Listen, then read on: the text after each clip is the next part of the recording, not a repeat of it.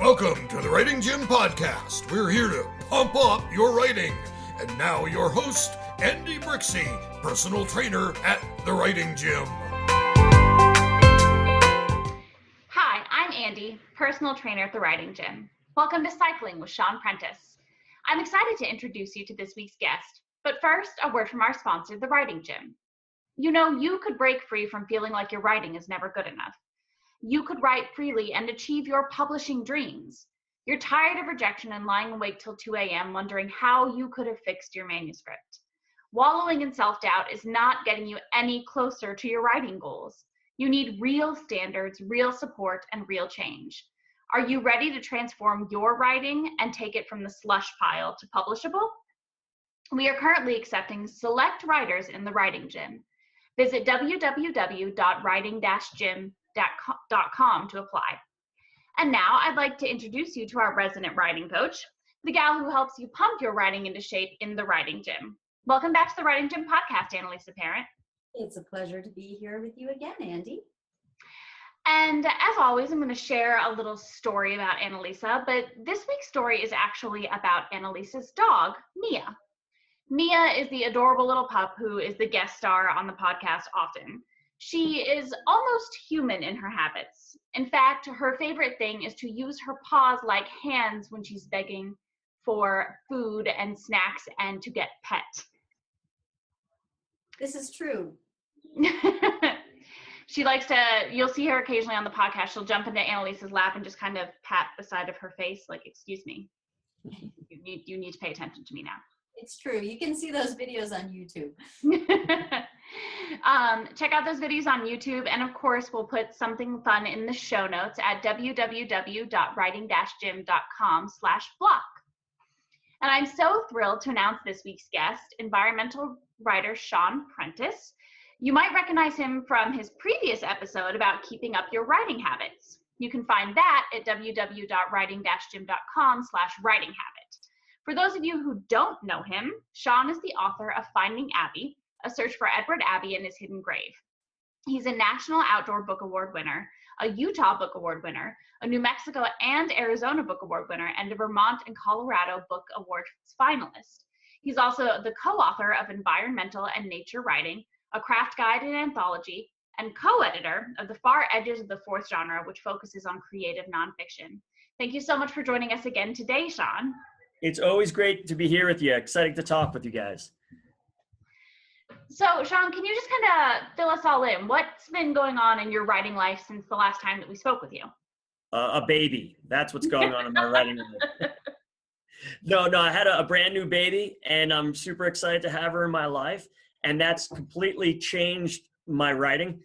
Rather than that meaning I'm not doing any writing, it means I'm getting up ungodly early, oftentimes at 4 or 5 or 6. Well, never at 6, 4 or 5, and trying to get writing in before Winnie wakes up. So I'll be writing in those little bit of quiet moments whenever I can get them. And I've, just been having fun writing about her and just writing around her. So she's been a fun presence in my writing life and making me think about writing in new ways. And we're having a good time with that. I love that. So what kinds of things has Winnie inspired for you? Poetry, prose? Yeah, essays and poems. I haven't written any stories that she's inspired. I normally write maybe one story a year at most, but yeah, I've written one poem about her, and then any creative nonfiction I've written, I think she's been in. So she's been in two or three different essays. One, I was asked to write a piece called Letter to America, and which is a big, giant topic. So I ended up writing about going for a hike with my daughter and just thinking about fatherhood. And then I got to read a great book by Michael P. Branch called Raising Wild, and it's all about a father and his 2 daughters. And I had to write a book review about it, and it was so cool because Winnie was about to come while I was reading this book all about writing and fatherhood. So it was kind of the perfect book to review. So she got into that one as something to inspire me about. And I just got invited to write about, interview a father that I enjoyed or that I could look up to. And this great writer, Todd Davis, he's a wonderful poet. If you like outdoor writing, nature writing, writing about brook trout or hunting, read him. He's spectacular. but I interview him trying to figure out how to be a better father. So that's another piece. But it's fun to have a brand new baby and then write all about her and try to figure her out and figure myself out, how I can be a better father. I love that. And you raise an interesting point about where we find our inspiration, because the major life events that happen to us, or even the minor life events that happen to us as we move through, can change the tenor of our writing life, what we end up writing about, our subject material, or even our philosophy and the way that we approach writing and life in general. Yeah, I see that wherever I move. What I write about completely changes. When I was living in Colorado or Idaho, it was so much different than when I was living in a city in Grand Rapids to what I'm writing about now. Each time, Finding Abby came out of living in a city. It would not have been written if I lived here. And living here, I'm working on a book of poetry about this landscape. And I could never have come up with the idea if I was living anywhere else. So merely just plopping someone down in a certain place changes everything. I love that. So, Sean, the last time that we had you on the podcast, you gave us some great writing prompts. And one of the things that I loved about some of the writing prompts that you gave were that they were hybrids in a way. And so I remember that you mixed science fiction and poetry, for example, which a lot of people might not think of that to start off with. And the thing that I like about that is that oftentimes when we mix things that seemingly do not belong together, we end up creating something that we never could have created had we not made that combination.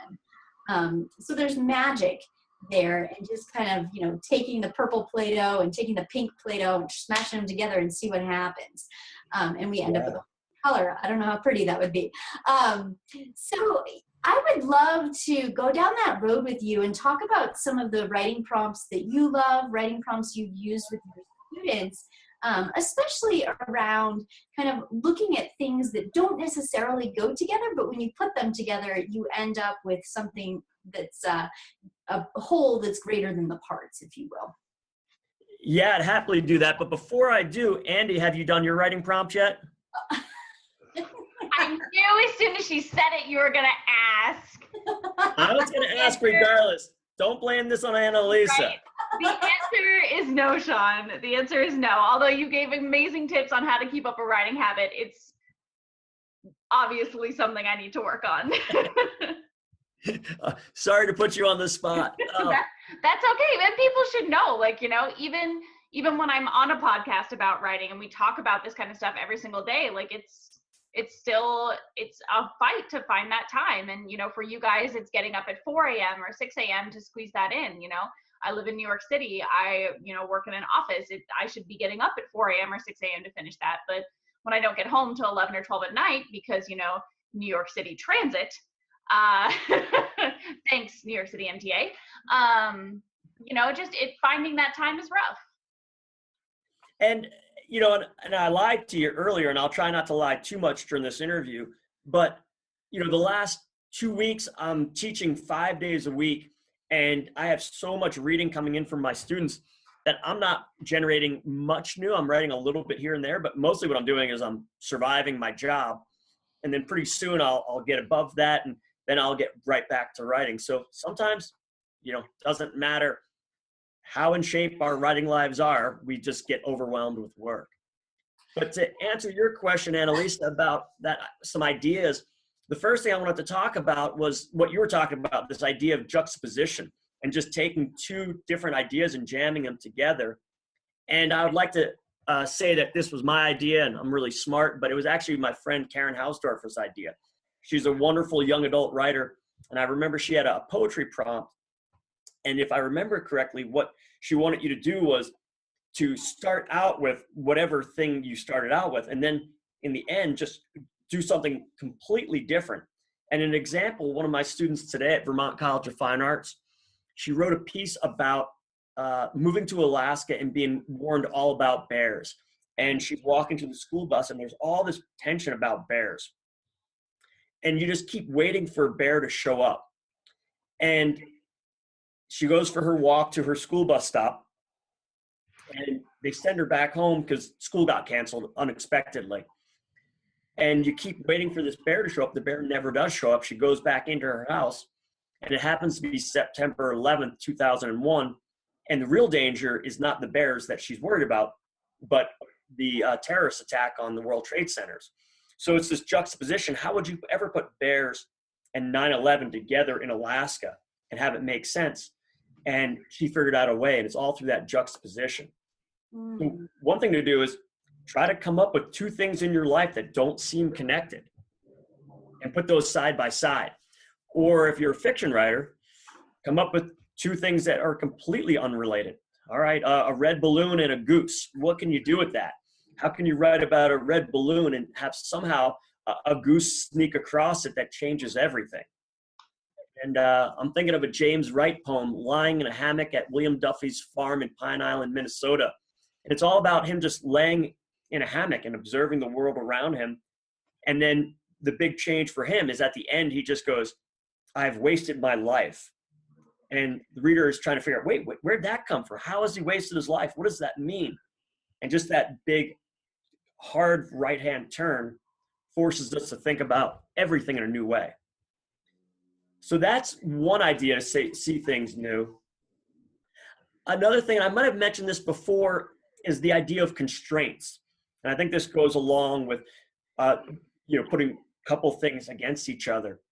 You could come up with any constraint you want.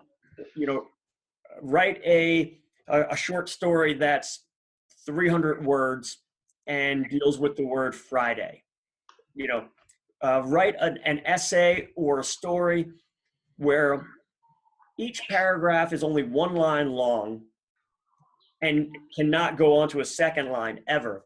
So that when you're done with it, it looks more like a poem, but it's an essay or a story. And what happens if you do that? Write a piece that is only dialogue. Write a piece where there's only a single character and they're driving a tractor. And we could do this all night and you guys will get pretty bored and you'll accidentally cut me off halfway through. But any of those constraints, and it doesn't matter what they are, will hem you in. And the cool thing is the science shows that if I give you a blank canvas and say, write whatever you want to write, there's too many things going on in most people's brains. So often writer's block comes not from not knowing what to write about, but having too many things to write about. Mm-hmm. Or we're so focused on writing the perfect thing that we don't want to get worried. We don't want to get writing because we're worried that we're going to screw things up. Another prompt I love that takes me outside of myself is, I'm not a scientist and I'm not a mathematician, but pick up a science book, pick up a math book, find a mathematical equation, find some scientific terminology, study it just a little bit. You don't have to go much further than Wikipedia, and try to find a metaphor for human life from that. So a real quick example, I bought a math book at a garage sale in Riggins, Idaho for 25 cents. And in there was the word axiom, A-X-I-O-M. And somehow I'd never learned the word axiom. But if you don't know what an axiom is, it just means something so true that it doesn't even need to be proven. And I heard that and I thought, wow, my gosh, I mean, that seems to be like so much of the human existence is just these things that I can't prove. Like my love for my wife, my love for my daughter. I don't know how you prove that sort of thing. I guess, with the wedding for my wife, but now I have this little girl, and what's the scientific proof that I love her? It's an axiom. I don't know. So find that word, and now write something about something that's so true that it doesn't need to be proved or it can't be proven. And one other example about a scientific idea would be, I was walking through northern Idaho with a friend, and they mentioned the words, the infidelity of songbirds. And it just seemed like the coolest thing I'd ever heard. Songbirds, certain birds mate for life, certain ones don't. Songbirds, they'll mate with a bird for the season, but then throughout the season, they'll have the male sit on the nest, and then the females will go out and hook up with all these other male birds. And super crazy. I guess not crazy, just super interesting to me. So I wrote an entire poem and an entire story called The Infidelity of Songbirds, and another one was called The Nature of Things, just about a woman who's cheating on her spouse and can't tell him that she's cheating on him. So she just talks about these songbirds. And she hopes that if she just talks about these songbirds, that at some point he'll understand. And he completely does, but they can't use regular language. They have to use science. And they have this weird dance of recognize that their relationship is ruined, all by talking about songbirds. So find a piece of science.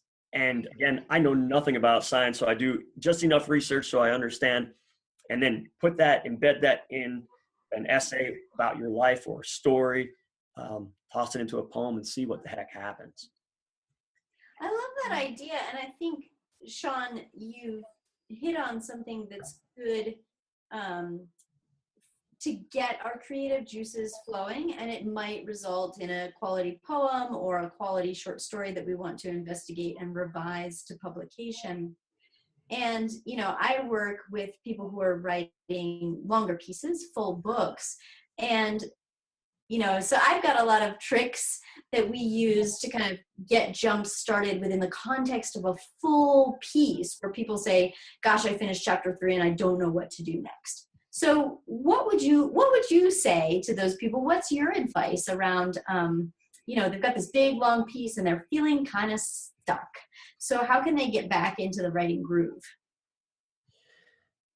Well, first off, I'm going to tell you a bunch of really dumb things. One is, it's just like exercising. You call it the writing gym for a reason.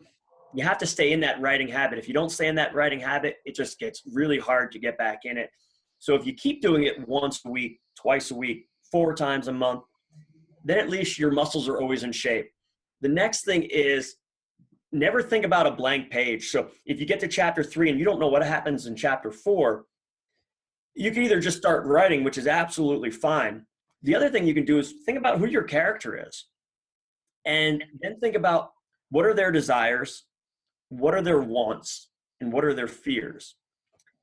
And then set another character on the page and have those wants and fears cross each other and just see what sparks fly.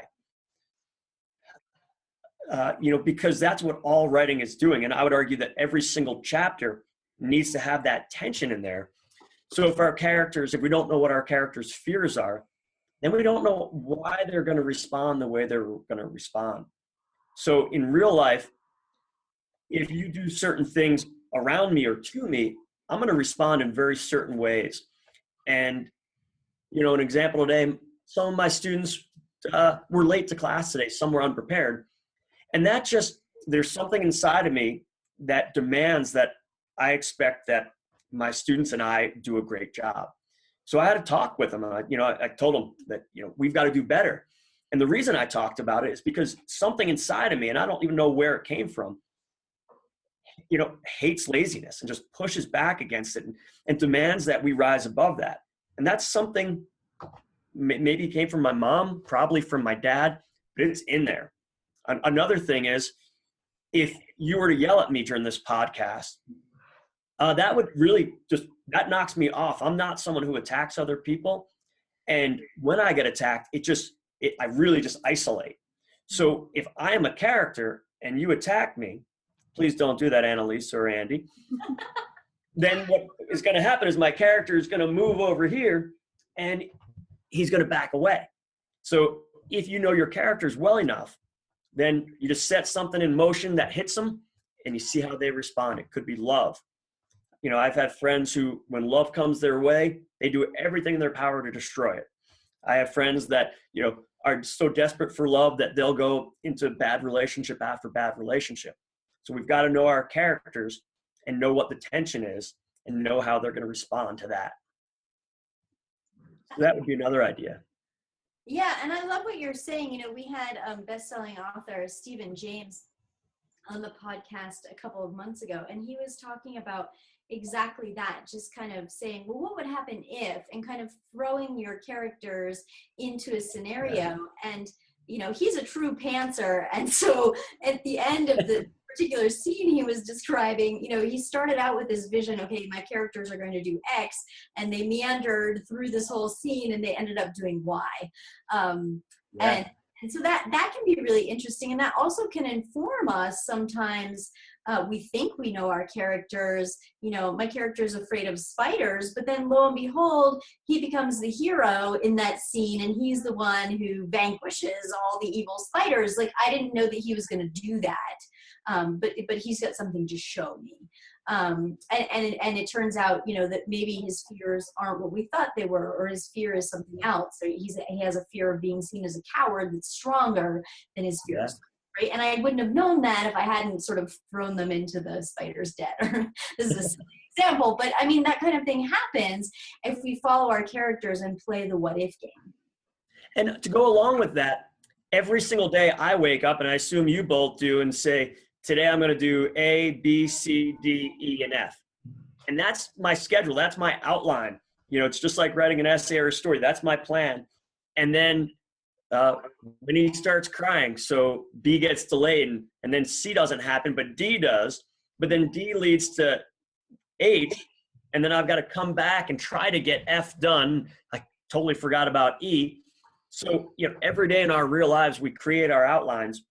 And most of the time, we do not get through everything we want, and we don't get through it in a nice straight line. So, what you're talking about is what happens in everyday life, and it's organic and it's real. Yeah, and I love what you're saying there, because if we allow our characters to be real in that way, they're going to come across as realistic. Right?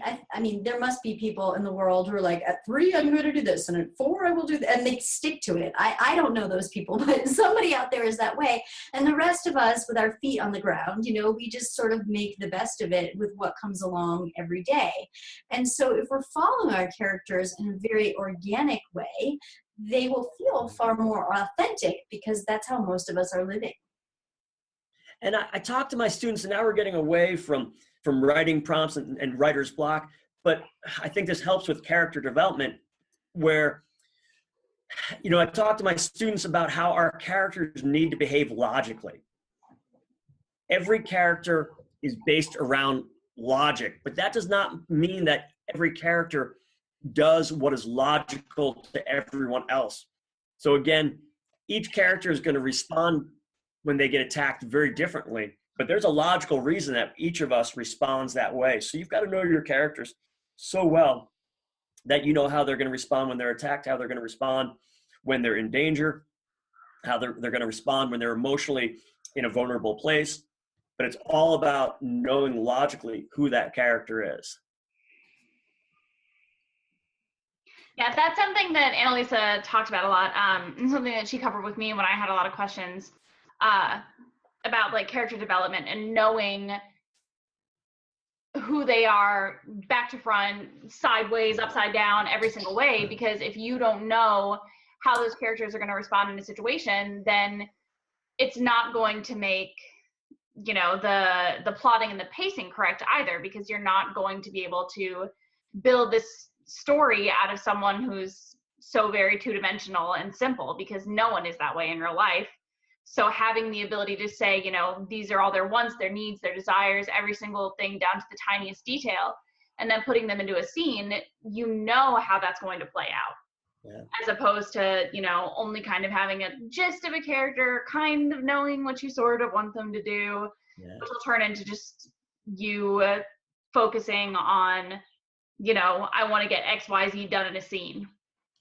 Well, that made me think of another prompt that I just came up with. Let's take a want, a need, or fear for a character. So let's say they need love. So we take love and then choose some random activity, breakfast. All right. We have someone who needs to fall in love, who is desperate for love, and they're making breakfast. That's your next chapter. What's going to happen there? Are they going to be making a lonely breakfast for themselves? Are they going to go out and get a bagel in New York City and run into someone? And is it going to work? Is it not going to work? But just, have an action, breakfast, have a want or a need that's going to build off that tension, and then set your character in motion. Yeah, I love that idea as well. And we're kind of hopping all over the place, but I love it. It's all about craft. And so the topic that I'm speaking on at the Writer's Digest convention this August is finding time to write. And, we've touched upon that several times here around, getting into a writing habit and that kind of thing. And this is something that writers ask me all the time. And it's hard because we all have very busy lives. We've got a lot going on. So what tips do you give, Sean, when people say, gosh, I really want to be a writer, but I just can't find the time to write? So what do you say to them? Sometimes I say, you have to decide if you want to be a writer or not. And writing is not that hard. And if you're struggling to find the time to write, that means you have not yet prioritized it. And that's completely fine. You don't have to be a writer. I don't have to be a writer. I could quit writing tonight. I could shut down my laptop, say, you know what? I said everything I want to say tonight on this podcast. This is perfect. I'm done. But I love writing. I am not done thinking I have something that I want to share. So I find the time, and what I get rid of. And I was talking about Todd Davis and his advice for me as a father. And he said, he cannot give up writing, but he definitely cannot give up family. So he gives up going to the bar. He gives up TV. He gives up Facebook. He doesn't have a cell phone. What are the things that you're willing to give up to make time for writing? And, if writing is fifth on the list, then it's fifth on the list. If it's second on the list, which is where it is for me, it's family and then writing, and then, being outdoors. Those would be my top three. So I'm going to give up everything below that. And so the first thing I would say is think about where it is on your list. If it's way far down the list, then it's a hobby, which is perfect. I have plenty of hobbies, which is a lie. I don't have plenty of hobbies. I've given them all up because I want to write. But that's all right. Then it's a once a month sort of thing. Have fun with it. But if you want to make it an everyday thing, it's got to be the top of your list. And then if it's at the top of your list, it's what you need to do to feel fulfilled. And then you just have to figure out when to get that time in there. You have to figure out what to write about, which is more or less what we're talking about when we're not veering off today. You have to have a good writers group to help give you feedback. You have to find that inspiration out in the world. But the big thing is you just have to sit in front of a laptop, not get in your own head, not think that you have to write perfect stuff, and try to tell small stories. And maybe those stories link up to a novel or a memoir. But I can't try to write a book. I can try to write a chapter, because a chapter to me is 5 to 20 pages. I can write 5 to 20 pages. I can do that all year long. But so I've gone across the gamut from quitting writing to, just getting in the seat. But those are some of my ideas. Yeah, and I think that for me, and listening to that, and everyone can have their own takeaway, but I think what I heard is around believing that your message is powerful enough, and not for the people who are hearing it necessarily, but for yourself. But there's something in yourself that says, this message, this voice, this character, this idea just has to get out of me. It has to come out into the world. And I don't know why, and I don't understand it, but I'm just compelled. I was talking to my students at BCFA about this, and I asked them, why do we tell stories? And there's a variety of reasons, but I think it all boils down to survival. Like, we originally told stories because we had to say, water is over there, and there's something that's going to kill us over there, and there's a warring tribe over there. And if we stay together as a community, we're going to survive. Now, there's not much here that's going to kill me. I have a cute little dog. She might chew on my arm, but that's about as dangerous as I get right now. But that said, the survival that we have to deal with every single day is emotional survival. And everything we write about deals with that idea of how do we emotionally survive. So whether we're writing a story, a poem, or an essay, it's all about how characters navigate the emotional landscape.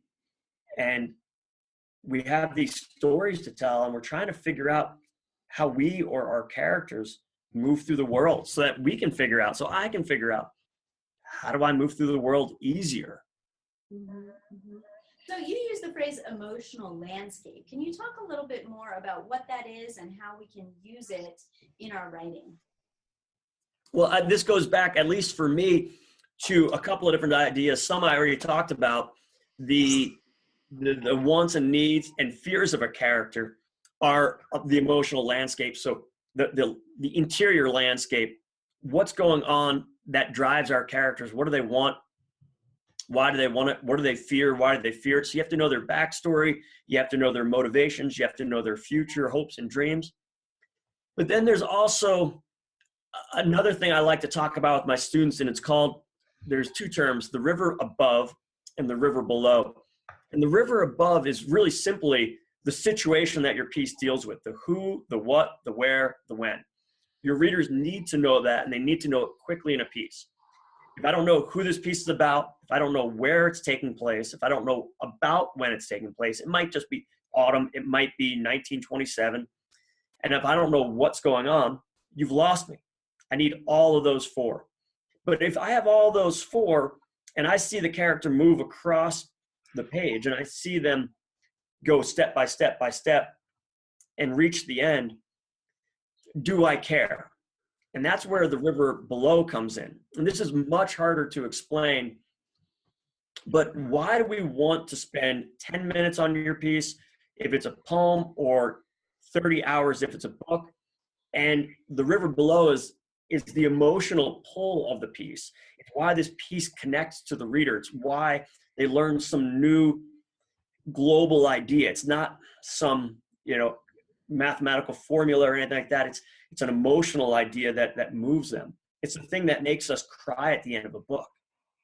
And Dinty Moore, a writer and essayist out of Ohio, he came up with this term, the invisible magnetic river. And he talks about how all essays, but it works for stories as well, need to have an invisible magnetic river.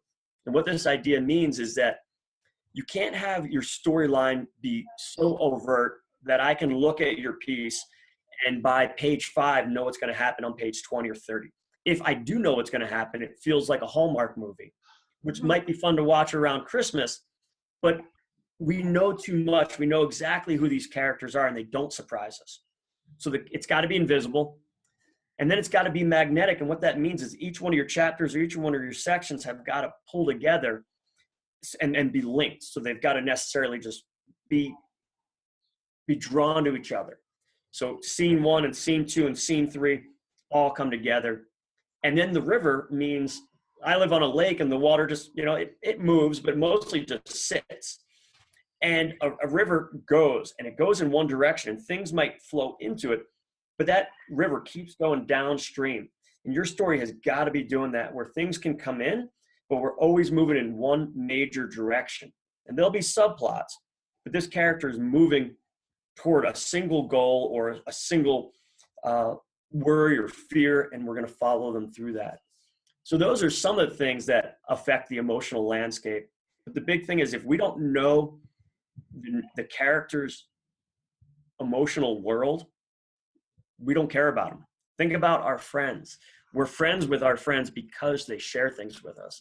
We're in love with our partners because they share their hearts, they open up, they're vulnerable. And if our characters, if we can't see their vulnerabilities, we don't care. Oh, I love that. That's really helpful. And again, we're kind of hopping all over the place, but you are working with a lot of writers every single day. And I wonder if you can just talk to us about some of the pitfalls. And I'm thinking about the emotional landscape as one of them, not making your character relatable enough, or having them go all over the place and not have their goal be coherent in a comprehensible way. So what are some of the pitfalls that you see beginning writers or intermediate writers falling into that you can share with us as tips for things that writers can avoid? Well, I'll go back to the river above and the river below. So first off, by the end of your draft, by the time you're done writing, it doesn't have to happen in the beginning. You need to know your river above, and it's got to be clear and it's got to be overt. I need to know who that character is, where they are, when they are, and what they're doing. And so often when I read a draft, some or all of those, I guess not all, but some of those are almost always missing. We don't know exactly who our character is. We don't know when it's taking place. We don't really get a setting at all. Or the what moves. It starts out about this, and then it comes over here, and then it jumps over to there. So work on your river above. Yeah, you know, if you have a draft of something right now, go through your piece and look at the who, what, where, when. And I want all of those things on my students' papers at latest by page 2. And I would say, you know, open up a book. You're going to find a lot of that on page 1 in paragraph 2. You know, it's going to be 1 or 2. And then I go to the river below. Write me 1 sentence on why this piece matters to the reader. What is emotionally at stake? So maybe write 1 sentence about the river above, and then 1 sentence about the river below. Why does this resonate with the reader? And if you don't know why, then the reader is not going to know why. So it could be something. I had a student today write a piece about returning home to understand why he didn't want to return home. So the so what, the river below is, you know, the idea of insiders and outsiders, the idea of blue collar work, and some of the problematic parts about getting trapped into that world. So that could be 1 river below. All quest stories have a river below. They're searching for something. What is it searching for? Often it's an item, but that item doesn't really matter. What matters is their emotional status in the world. So I would say if you look for your river below and your river above, I mean, that can just filter through everything. And then another thing is look at your chronology. I always argue move chronologically. Start at the beginning, move to the end. Unless you have a great reason not to do that. That doesn't mean we don't flash forward or flash back. We can definitely do that, but think about how you're moving chronologically. So often my students jump all around without being in control of time. They let time just inspire them, so they just jump wherever they want. And then I'll give you 1 more. Now I've got to come up with 1 more. Well, I guess character development and knowing who that character is.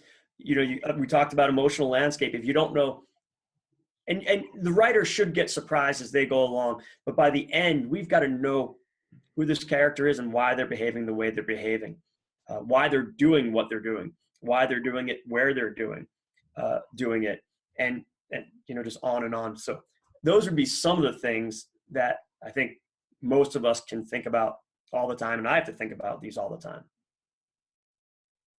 Oh, these are such helpful tips, and thanks for sticking with me, Sean, as I bounced all around craft talk. Tons of fun. So Sean, I know that we asked you this before, but I'm gonna have to have you come up with a new answer. If you have 1 little bit of advice for new writers and aspiring writers, what would it be? All right. So when we were talking earlier about writer's block, I was thinking of a couple different things that I haven't touched upon yet. One would be, don't ever worry during an early draft if you're a good writer or a bad writer.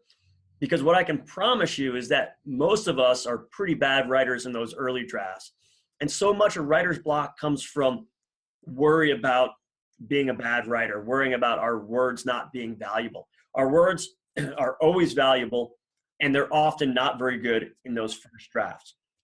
So have fun. If writing is not fun for you, figure out a way to make it fun.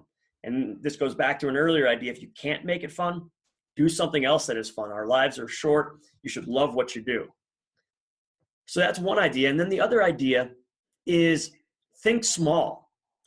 If you think, how do I write this book? Oh gosh, I remember when I was trying to write a book. I didn't know what book I was going to write, but I just kept looking for these big, giant, great ideas. And I don't know how the heck to do that. It's too big. But my friend mentioned, he said, you know what you should write a book about? You should go searching for Edward Abbey's hidden grave. And I said, All right, perfect. Now, how the heck do I do that? All right, well, why don't I start in his hometown? All right, that's chapter 1. All right, then why don't I think about why this journey matters? All right, that's chapter 2. All right, and why don't I just interview some of his friends? That'll be chapter 5, 7, 9. And, I looked at it as small individual things. And again, anyone can write 5 to 20 pages. And if we just put 10 or 20 of those together, we have a book. So I like to think small. And with that, if you're trying to write a poem, don't try to write a poem about your day. Try to write a poem about that one moment trying to get on or off of a bus, that one moment when the sun hits the water just right, that one moment when you bump into someone in an elevator, just 15, 20 seconds, or your chapter takes 10 minutes of time. Don't try to cover these vast territories, especially earlier on. It's just, writing is so hard on its own. Keep it contained. And most of what we do write is nice and contained. Yeah, thank you so much. Sean, your advice is it's always fantastic. Thank you so much for joining us and sharing more of your amazing tips with all of our listeners. Well, thanks for making me feel really good about myself. Now I'm going to go give my wife and daughter a whole bunch of writing tips, and we'll see if they give me the same feedback. Good luck. We will put a link up to Sean's website in the show notes. Make sure and check it out at www.writing-gym.com/block.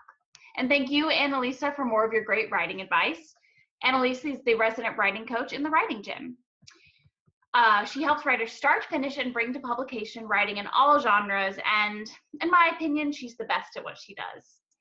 You could publish if you only knew how. Sean has given us some amazing tips today, writers. But look, if you love the Writing Gym podcast, if you find these tips valuable, think of how much faster your writing will get pumped into publishing shape in the Writing Gym.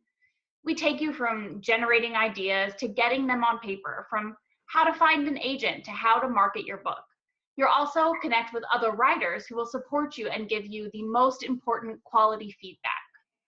We even have me, a special personal trainer, to help keep you accountable to your writing goals.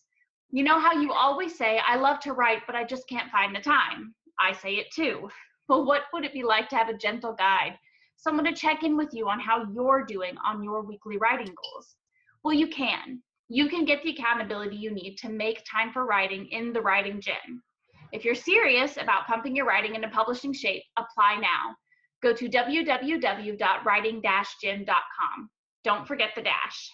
Thank you so much for joining us to pump up your writing here on the Writing Gym podcast.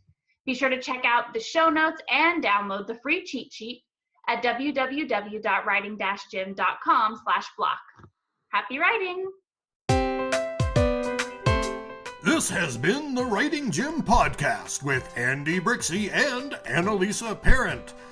To join the Writing Gym, visit www.writing-gym.com.